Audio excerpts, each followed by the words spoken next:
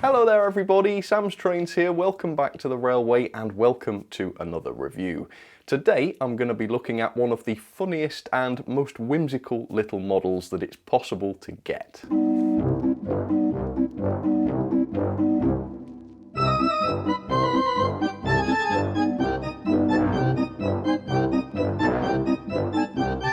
So this one really flew underneath the radar a little bit because just recently I happened to notice that the Bachmann Gandy dancer looks a little bit different now, which was quite a surprise because I didn't know that they'd upgraded or re-engineered it in any way, but still it does seem to be different. So to find out more, I decided to buy one. So here is the latest Bachmann Gandy dancer. And sure enough, it does look quite a bit different to my existing Gandy dancer, which is sitting dead on a shelf behind me because it burnt out after an unreasonable amount of time. So hopefully this one will be much better. Let's talk about the prices for these then, because the latest RRP is just insane. Look at this, £62.25 for a little novelty thing like this. That's absolutely crazy, Bachmann. What's the matter with you? Luckily though, I was able to find this at a much better price from great retailer TMC, or the Model Centre, and they managed to sell it to me for £26.63, which seems to be about right. You know, this is not a serious model, this is a bit of fun. It shouldn't cost an absolute fortune, should it? So really, I mean, is it going to have DCC with sound on board? No, I don't think so, but hopefully it will be more reliable than before, and hopefully it will be interesting to see what has changed. So come along with me, let's take a look. So the best way I can think of to explain what a Gandy dancer is basically a human-powered locomotive. Two people would pump this lever in the middle of the rail car, and that would propel it along the track. As far as I can tell, this was not intended as some sort of eccentric leisure activity that you'd undertake with an equally strange friend. It was more for sort of railway maintenance, for accessing parts of the track, or maybe even when they were building the track. It's not something that you see these days, certainly. It's from long, long ago. Anyway, let's take a look at this then. Let me show you the end of the box. So the model I have here, I use the term model very loosely here. It's 46223. It is an HO Gandy dancer operating handcar, assorted colours. Great. That's very useful, Bachmann. Wouldn't the end of the box be a good place to specify what colour? That would make it easier for customers and model shop owners, wouldn't it? But no. So looking at this, it seems like we've got a sort of deep burgundy for the body thing, and we've got sort of muted colours on the chap's jumpers. So yeah, assorted colours. Right, let's take this out of the box and let's take a look. By the way, it doesn't just mean assorted colours on the model. There are different sort of colours of Gandy dancer that you can get. So shop around, see what you fancy. Right, let's take a look at this ridiculously hefty operating manual. Look at this. Right, loads and loads of documents in here. So, instructions. Smoke unit, no, straight away, completely irrelevant. Braking period, okay, so this is just the standard instructions. Aha, on the back, a little bit more. So here we go, you can immediately see a difference. This has a coreless motor on board. It's done away with the old 3-pole motors that were famous for burning out, and instead it looks like they've got coreless. Now, isn't that just the perfect application for a coreless motor? Tiny, really efficient. Can't think of a better application, honestly, so that's awesome. It's harder to tell what else has changed. I guess we'll just have to look at the loco, again, loose term, to see for ourselves. But yeah, that's interesting. I wonder if it's still a split chassis type affair, or whether it's got pickups now. I really don't know. Is this actually interesting, or shall we just skip over it? Yes, we'll skip over it. Right, are you ready? Gandy dancer time. Alright, so these are pretty cool. I mean, this is a really heavy little thing, actually, because it's mostly made of metal. Yeah, this is a largely metal device. Looking underneath, it does just have one single driven axle. The other side here is undriven. So this is not going to be hauling like a Class 60 or anything would haul, but I think if you're expecting that, then you're insane. But yeah, given the weight of this ought to be able to propel itself along, possibly even up an incline. And yeah, what a whimsical thing this is. Just look at the modelling of these two men. They look like they were designed by somebody who's never seen what a man looks like before. It's really quite unsettling. So, interesting. It seems that we've got a sprung axle at the back here, yeah. The base keeper plate thing isn't fitted properly. In fact, it's coming almost right off. And it doesn't seem to clip securely into place. So, I'm not massively impressed so far. Alright, so quality not impressive at the moment, and come on, this is really expensive and also really tiny and simple. It shouldn't be falling apart, really, should it? Anyway, let's take a closer look because I want to see a bit more of these weirdly deformed pumping men. Okay, the Bachmann Gandy dancer. So there it is, up close and personal. And I think what I really like about these is they're such a departure from what you can usually expect from Bachmann, which is beautiful, highly detailed, finessed, realistic models. And then here we go with the Gandy dancer. You still pay a premium price for it, of course, but instead you get this. So let's talk a bit more about this. So let's talk about the two chaps that are on board, who I'm going to call Frederick and Jackson Pete. And yeah, like I say, these are insanely proportioned. This is HO scale, so I measured the height of these men, and if these were to scale, they would be 6 foot 5 inches tall, so less human being and more wild bison. And they're also built like wild bisons as well. Their hips seem to stick out from the sides of their bodies, which incidentally are perfectly rectangular and incredibly thick, as though they've got armour on for some reason. Are they Gandy dancing into battle? I'm not sure. They've also got comical hats upon their heads, which I like very much. And also the front of their heads appears to be a creamy colour, while the back of their heads appears to be black or grey, depending on whether you're looking at Frederick or Jackson Pete. That isn't how hair works, whoever designed this. So they are absolutely amazing, aren't they? Just exactly as you'd expect a human being to look. My dream ride is to see one of these, but built to real life scale. Can you just imagine waiting at a train station, then you hear a bit of a noise, and then suddenly this gigantic thing comes across the station with these massive 6.5 feet bizarre robot men looking things with little hats on, just going at 1,000,000 miles an hour past you. It would just terrify everybody, and I think it'd be amazing. So yeah, that's my twisted little fantasy. Anyway, let's start taking a look at how this differs from the original Gandy dancer. Here it is. Let's, I need names for these now. Crooked Andrew, I think, because he appears to have a broken back. And Sonny McGriddle. I have absolutely no idea why. So, from the outside, they look almost exactly the same. Amazingly, the chassis on the Corliss Gandy dancer is much larger and bulkier than the chassis on the old Gandy dancer. Why? The Corliss motor is so much smaller than the motor on this Gandy dancer, and yet they've made it much larger and less realistic. And that's actually really noticeable as well. So it's kind of weird that they've re-engineered the entire chassis but not redesigned the Gandy dancer from scratch. Because I reckon if they were designing this today, they could make it sort of more realistic, more impressive, but they've kind of just done half a job, haven't they? And that's a bit of a shame, really. If we turn it upside down, you can see really how different these two things are. For instance, the new one has a base keeper plate, the old one actually doesn't. The axles and the gears and everything were just completely exposed on the old one, and the axles actually sat into axle boxes where the axle boxes would be. On the new model, the axle boxes are just dummies and the wheels don't touch them at all. We have got a base keeper plate, and that is what holds the axles into place.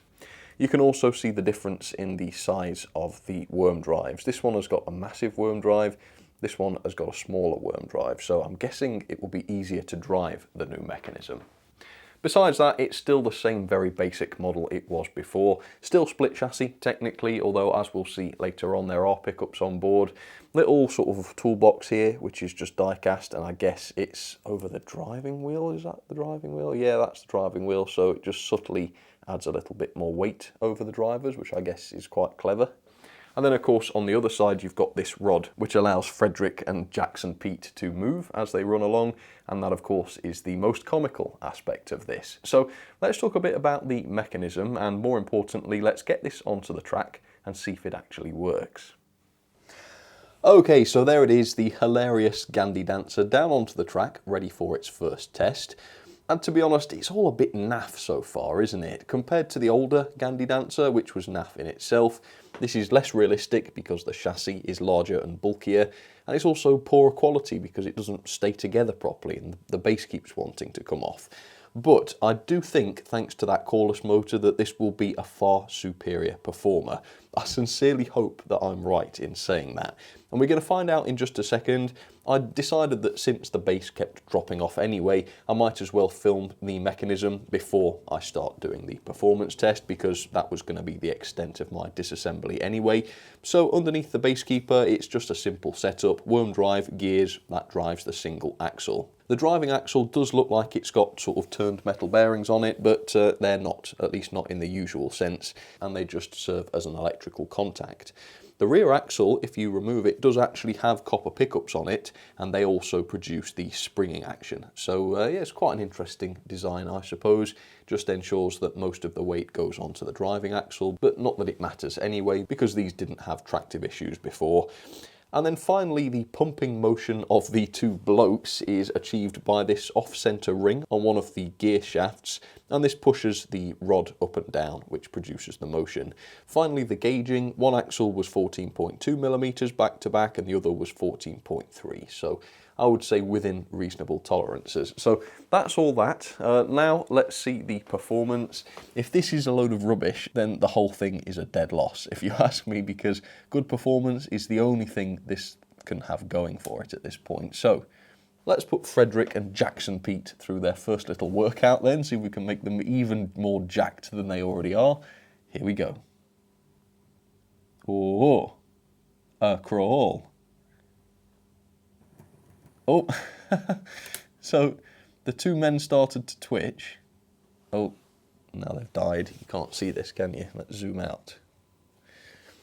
And then it sort of suddenly took off. But this has not been running yet, and of course it does need to be broken in. Oh. So after everything I've just said about the traction issues, it was literally wheel slipping there.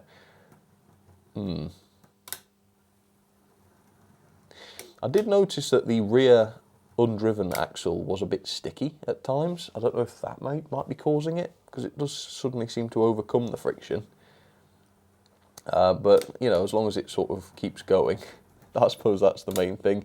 The motion of the two men is really disappointing, isn't it? They seem to be just sort of twitching really irately, don't they? Even at the slower speeds, which just adds to their inhuman look, doesn't it? Yeah, let's see how fast they can twitch. Are you ready? My goodness. On the plus side, when they're twitching like they're having a fit, at least they get over the express point without stopping. At 50% speed. Oh, it still does. Great. So it's definitely warming up and improving, that's for sure. Oh yeah, just about gets away with it. So overall, I mean, this is clearly much, much, much better than the old Gandy dancer, because it's actually working. So you can't really say fairer than that. I would try and get a crawl out of this, but I guess it is the sticky axle at the back here. It doesn't seem to be getting stuck that badly. And this is much heavier, by the way, than the old Gandy dancer. I forgot to mention that. Let me give you the weights. So the old Gandy dancer was 34 grams. This is now 40 grams. So how this is wheel slipping, I'm not entirely sure. Anyway, let's try the crawl. Let's see if we can get it to do one. Oh. You do get the fact that it does sort of get stuck, though, means that you've got the motion of the men without the moving of the actual dancer itself. That's quite a cool effect. Right. So it is really capable of a great crawl, which is so unnecessary, but great to see. Obviously, right now, it's not able to sustain it. It does keep cutting out, but I'm thinking a good run will improve that. But you need to pump a bit harder, blokes. Come on, you're wild bisons. You're 6.5 feet tall with massive square bodies. You can pump a bit more than that. Come on.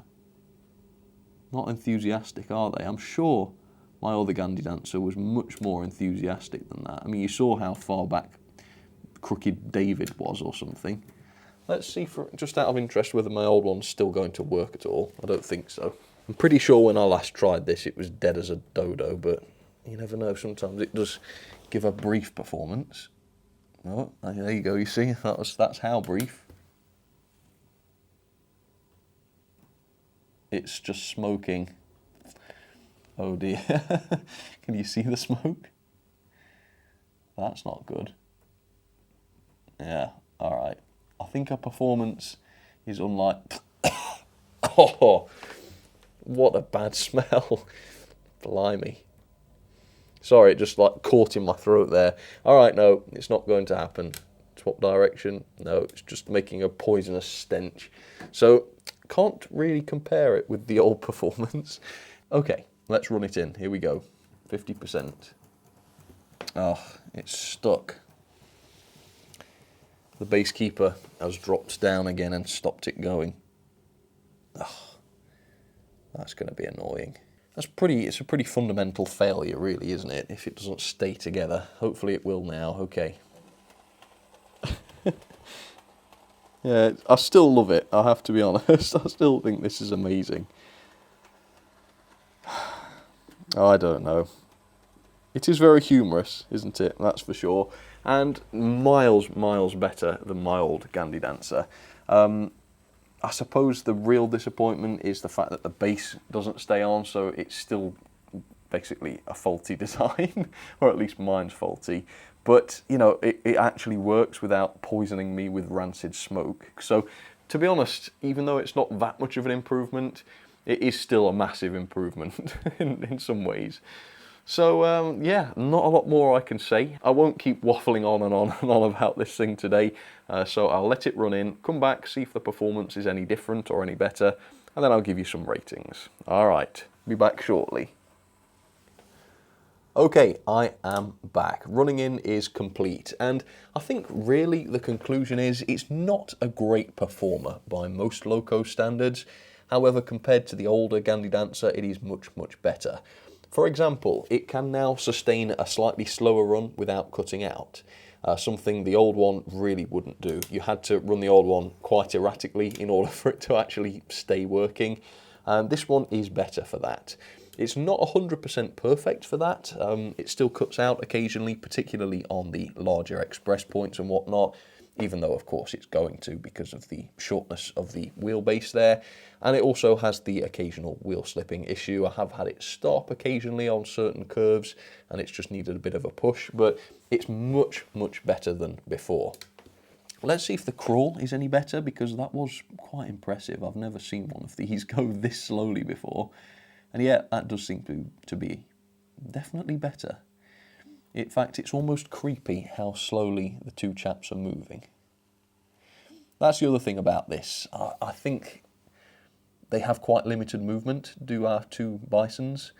It would be cool to see them move a little bit more. I'm sure they used to, but I can't really verify that anymore because my old one just smokes when I try to run it.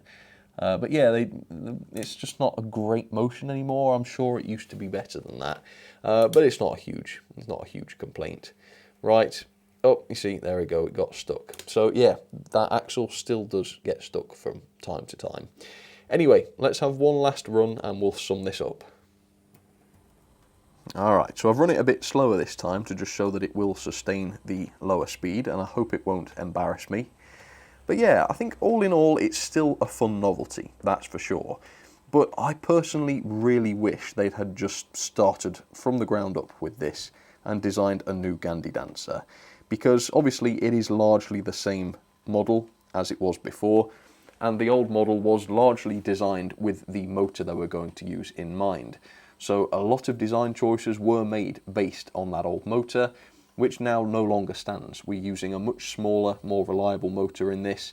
It would have been great to see the rest of the model designed around that, so that it's a little bit more subtle, perhaps a bit more realistic, and certainly a bit more worth the new price. The new RRP, over £60, seems quite ludicrous really for something that dates back so far, and in many ways is still quite outdated. Having said that, it is still a fun novelty, and I'm not trying to take that away from it, so it is what it is. Would I recommend this? Only at the right price, to be honest. If you're paying more than, I don't know, £30 if you're being generous, then you're really not getting what you paid for. Personally though, I mean, I'm annoyed because the base keeper plate doesn't stay on and the motion of the characters isn't brilliant. But for what I paid, to be fair, it does work quite well and it is really amusing. So no, I don't regret buying this. And if you can find one for the similar price, then I hope you would have a similar experience. But yeah, I think those basically are my thoughts on this thing. Go on then, let's have some ratings for the Bachmann Gandy Dancer. Do bear in mind, obviously, this is a novelty item. It's not that useful to rate it as I would a serious detailed model, but I'm still going to do it because it's a good way of going through all of the aspects of it and summing it up. But remember that the low scores here don't necessarily mean that the Gandy Dancer is bad at what it's supposed to do, which is to entertain, although in some ways it actually is. But anyway, level of detail then, I've given it 3-star. Obviously it's not a super detailed thing, and the very slightly unrealistic nature of the two chaps. So yeah, it's obviously not super detailed. Performance though is a big improvement over the last Gandy Dancer. I've given it 4-star because it can actually crawl now, which is absolutely amazing, and it's reliable. It actually works and it doesn't burn out and smoke the room up. That to me is a really big relief. However, it still does cut out occasionally on some of the points, which is probably as expected, and for some reason it's still wheel slipping despite its extra weight, so I can't help but feel that they've overcomplicated it slightly by producing that springing axle, because it does seem to bind up occasionally. The pulling power then is not applicable, although I should say it does even struggle to move itself from time to time, so it doesn't really get a lot of marks for the pulling power. Mechanism I've given 2-star. Again, this is probably fine for what it is, and it's probably a little bit harsh to judge this as I would a normal locomotive, but if I'm doing so, very, very basic mechanism, no flywheel or anything, no DCC sockets, no proper bearings on the axles, split chassis, but it's fine. It's a very small machine, quite difficult to motorise anyway. It's probably adequate, even though by normal standards the mechanism isn't great. The quality then is fine, you know, there's a lot of metal on this, it seems to be built nicely, but the base keeper plate doesn't stay in place. I don't know whether that's just a warped moulding with my example, but I have to review my example and that's a pretty fundamental failure, so it actually loses 2 stars for that. Value for money then, RRP £62.25 is an absolute joke for what is supposed to be a funny novelty. The £26.63 I paid for this from the model centre is much more like it, although you wouldn't want to pay a lot more for this. So yeah, it should be cheaper. I've given it 2.5 stars, which is kind of a compromise between the two prices. Overall then, that is 5.89 out of 10. Let's put that into the ranking. It is second from bottom. Again, doesn't mean that it's not a good novelty. That means that it's not a good serious model, and we all kind of knew that. But I've done it now, so there you go. Well folks, I think we will leave it there. Thank you very much for watching. I hope you enjoyed this video. It's a good bit of fun, and it certainly still is after the modifications. So nice work, Bachmann. I hope one day we will see an all-new Gandy Dancer done with modern technology. That is definitely the one takeaway I'm going to get from this video. Yes, that's now something that's on my wish list, if any manufacturer wants to take me up on it. Anyway, thanks for watching folks. Catch you on the next one.